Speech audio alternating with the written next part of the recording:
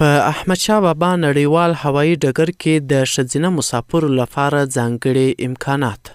د همدې هوایي ډګر مسؤلین خبر ورکوي چې د ښځینه مسافرو لپاره د ځانګړي انتظار ځای د جوړونې چارې پیل شوي چې پر پرمختللي اړینو وسایلو به سمبال وي. د احمدشاه بابا نړیوال هوایي ډګر د رئیس الحاج ملا عبدالرازق اخوند میوندي په نوښت د ښځینه مسافرو لپاره ځانګړي انتظار ځای او مسجد شریف جوړ شوی چې کارونه یې تر ډیره حده بشپړ شوي دي.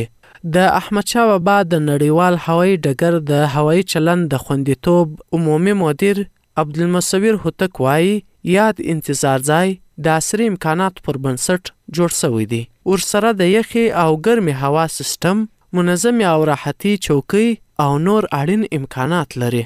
له دې ځایه به ټول کورنۍ او بهرنۍ ښځینه مسافرې په ښه ډول استفاده وکړي. د احمدشاه بابا نړیوال هوایي ډګر رئیس الحاج ملا عبدالرازق اخوند میوندي له لورې د ښځینه مسافرو لپاره ځانګړي انتظار ځای او مسجد شریف جوړ شوی چې الحمدلله کارونه تر ډیره حده پورې بشپړ شوي دي. یا د انتظار ځای د عصري امکاناتو پر بنسټ جوړ شوی چې ورسره د یخ او ګرمې هوا سیستم، منظمې او راحتي چوکۍ او نور ټول اړین امکانات لري.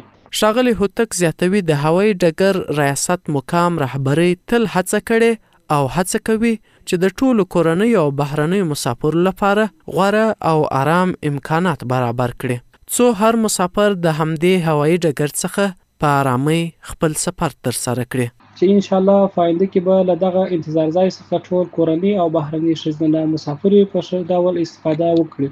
د احمدشاه بابا نړیوال هوایي ډګر ریاست مقام رهبري تل هڅه کړې او هڅه کوي چې د ټولو کورني او بهرني مسافرو لپاره غوره او آرام امکانات برابر کړي څو هر مسافر له دې هوایي ډګر څخه په آرامۍ خپل سفر ترسره کړي. د یادونې وړ ده چې لا هم هڅې روانې دي تر څو د کندهار نړیوال هوایي ډګر کې لا هم د مسافرینو لپاره نور معیاري اسانتیاوې هم رامنځته او مسافرین له خپل سفر څخه ښې خاطرې ولري.